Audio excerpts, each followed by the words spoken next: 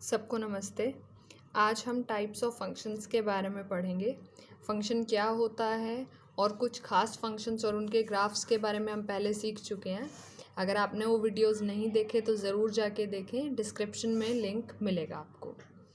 Okay, तो पहला है वन फंक्शन।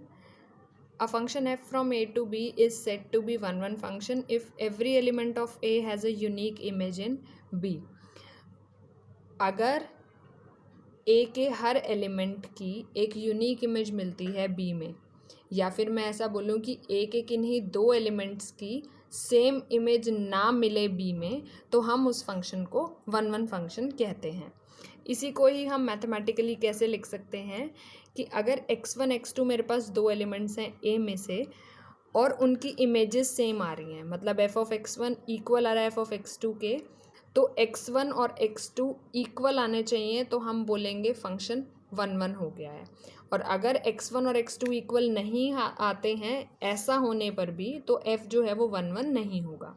या फिर हम इसे ऐसे भी देख सकते हैं कि x1 और x2 अगर दो डिफरेंट या डिस्टिंक्ट एलिमेंट्स हैं ए के, तो उनकी इमेजेस भी अलग आए, तो f वन हो जाएगा।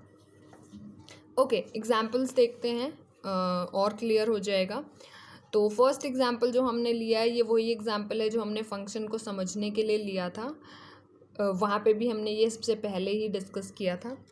तो इसे अगर हम रोस्टर फॉर्म में लिखते हैं तो ये ऐसा आया था, और यहाँ आप क्लियरली देख सकते हैं कि हर एलिमेंट की एक अलग इमेज है। मतलब 0 की जो इमेज आ रही है वो किसी और एलिमेंट की नहीं आ रही, 1 की जो आ रही है वो किसी और एलिमेंट की नहीं आ रही, तो इसलिए ये फंक्शन जो है वो वन फंक्शन हो जाएगा। सेम वे जो सेकंड एग्जाम्पल हमने लिया है वहाँ पे भी जो फंक्शन है वो वन फंक्शन है, क्योंकि हर एलिमेंट की एक अलग इमेज है। थर्ड वाला भी वन फंक्शन है। तो फोर्थ एग्जाम्पल का हम फर्स्ट पार्ट अगर देखें तो यहाँ पे ये क्या कह रहा है कि 2 की इमेज 1 और 5 की इमेज भी 1 है, मतलब दो अलग एलिमेंट्स हैं और दोनों की इमेज सेम है, तो ये फंक्शन जो है ये वन नहीं है। सेकेंड पार्ट में जो है फंक्शन वो तो फंक्शन ही नहीं है। सेकेंड पार्ट में जो एग्जाम्पल है वो तो फंक्शन ही नहीं है। थर्ड में जो है वो भी हमारा वन फंक्शन ही है। नेक्स्ट भी जो हमने लिया है वो फंक्शन ही नहीं है, तो उसके वन होने के बारे में हम कुछ डिस्कस ही नहीं करेंगे।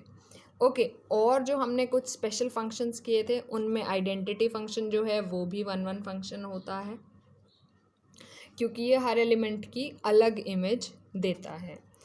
ओके, तो एक वन फंक्शन को हम इंजेक्टिव फंक्शन भी कहते हैं, और एक ऐसा फंक्शन जो वन नहीं होता उसे हम मैनी वन फंक्शन कहते हैं। ओके, हमारा नेक्स्ट जो फंक्शन है वो है onto function. Onto function क्या होता है? A function f from A to B is said to be onto function if each element of B has a preimage in A. मतलब अगर B के हर element के लिए मुझे एक प्री इमेज मिल जाए एफ के अंडर, तो हम इस फंक्शन को ऑन टू फंक्शन बोलते हैं। या फिर मैं इसे ऐसा बोलूँ, अगर हम मैथमेटिकली लिखेंगे तो for each B belonging to B there exists an A belonging to A such that F of A is equal to B. मतलब बी का हर एलिमेंट किसी ना किसी की इमेज बन रहा है, एक तरह से हम ऐसा कह सकते हैं। ओके, हमने रेंज और कोडोमेन के बारे में पढ़ा था। अगर आपने वो वीडियो नहीं देखी है तो उसका भी लिंक मैं डिस्क्रिप्शन में दे दूँगी, वहाँ जाके ज़रूर देखें। तो हम इसे रेंज और कोडोमेन की सेंस में भी लिख सकते हैं ऑन टू नेस को। कैसे? एक फंक्शन f को हम ऑन टू तब बोलते हैं जब range of f codomain of f के इक्वल हो जाता है, और कोडोमेन ऑफ f हमें पता है ये वाला सेट होता है। मतलब रेंज f जब पूरा b हो जाए तो हम फंक्शन को ऑन टू बोलते हैं। कैसे? यहाँ हमने बोला कि ऑन टू फंक्शन वो होते हैं जिसमें जो सेकंड सेट है, जो b सेट है, उसके हर एलिमेंट के लिए मुझे एक प्री इमेज मिल रही हो, मतलब इसका हर एलिमेंट किसी ना किसी की इमेज हो जाए। और रेंज हमने पढ़ा था, रेंज में कौन से एलिमेंट्स आते हैं? बी के वो वाले एलिमेंट्स जो किसी ना किसी की इमेज हैं। तो यहाँ पे हम बोल रहे हैं कि हर एलिमेंट की इमेज मिलनी चाहिए, दैट मीन्स पूरी रेंज जो है वो पूरा ये वाला सेट हो जाना चाहिए। तो ऑन टू नेस को हम ऐसे भी देख सकते हैं। ओके, एग्जाम्पल देखते हैं। तो एग्जाम्पल 1 जो हमने यहाँ पे लिया था उसको थोड़ा सा हम चेंज कर दे रहे हैं। इसकी यहाँ पे हमने क्या किया, डोमेन और रेंज चेंज कर दी। अगर मैं टू आर ले लूँ, सॉरी कोडोमेन चेंज कर दी हमने, आर टू आर में फंक्शन ले लूँ डिफाइंड बाय दिस, तो ये जो फंक्शन है वो ऑन टू हो जाएगा, क्योंकि हर रियल नंबर के लिए मुझे एक प्री इमेज मिल जाएगी। ओके, नेक्स्ट आइडेंटिटी फंक्शन भी जो हमने देखा था वो भी ऑन टू फंक्शन होता है, क्योंकि हर रियल नंबर के लिए हमें प्री इमेज मिल जाती है। एक ऑन टू फंक्शन को हम सर्जेक्टिव फंक्शन भी कहते हैं। नाउ बाइजेक्टिव फंक्शन क्या होता है? एक ऐसा फंक्शन जो इंजेक्टिव भी हो और सर्जेक्टिव भी हो, मतलब 1 भी हो और ऑन टू भी हो, तो वो जो फंक्शन है वो बाइजेक्टिव फंक्शन हो जाता है। ओके, कुछ एग्जांपल्स देखते हैं ऐसे फंक्शंस के जो ना ही 1 हैं और ना ही ऑन टू होते हैं। तो हमने कुछ खास फंक्शंस किए थे जिनमें से हमने कांस्टेंट फंक्शन देखा। उन सब वीडियोस की लिंक आपको डिस्क्रिप्शन में मिल जाएगी। अगर आपने वीडियोस नहीं देखी हैं तो वहाँ जाके आप देख सकते हैं और समझ सकते हैं कि ये क्या फंक्शंस हैं। कांस्टेंट फंक्शन, वहाँ हमने डोमेन, रेंज और कोडोमेन भी इनकी लिखी थी, तो वहाँ से भी आपको बहुत सारी चीज़ें क्लियर हो जाएंगी।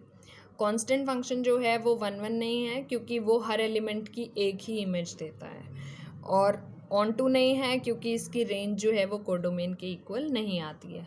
सिमिलरली मॉडुलस फंक्शन में हम देख सकते हैं f(-1) और f(1) दोनों 1 होते हैं, और इस तरह के आपको बहुत सारे एग्जांपल्स मिल जाएंगे मॉडुलस फंक्शन को दिखाने के लिए कि ये 1 नहीं है। सिमिलरली ये ऑन टू नहीं है, ऑन टू वाली चीज़ तो आप रेंज और कोडोमेन को देख के भी वहाँ से बहुत ही क्लियरली समझ सकते हैं। साइनम फंक्शन भी सेम वे, ये जो है ये f(1) f(2) दोनों सेम आएंगे, 1 आता है, तो 2 डिस्टिंक्ट एलिमेंट्स हैं लेकिन उनकी इमेज सेम आ रही है, इसीलिए 1 नहीं होगा।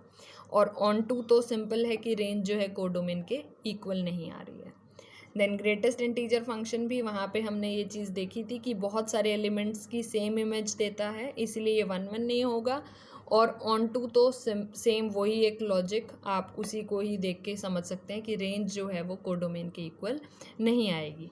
ओके, अब अगर मैं कोई एक फंक्शन डिफाइन कर दूं तो उसकी 1-1नेस और ऑन टूनेस जो है वो बहुत हद तक डिपेंड करती है कि डोमेन और रेंज क्या हमने ले रखी है।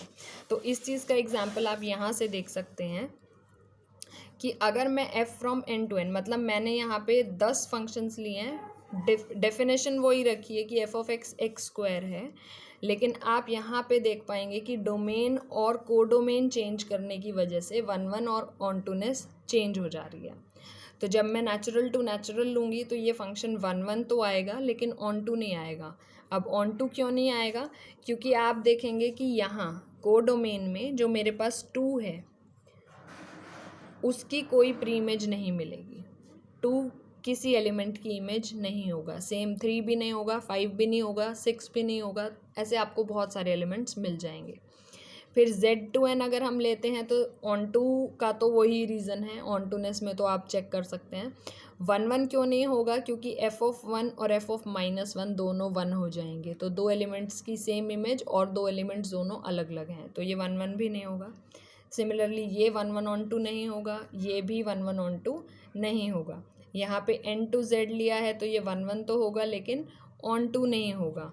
ये भी बहुत ही सिंपल है, आपको एक चीज़ समझ आ गई तो बाकी सब भी इजीली समझ आ जाएंगे। R+ का मतलब है set of positive real numbers, तो अगर हम ऐसे डिफाइन करते हैं तो ये 1-1 भी आएगा और ऑन टू भी आएगा।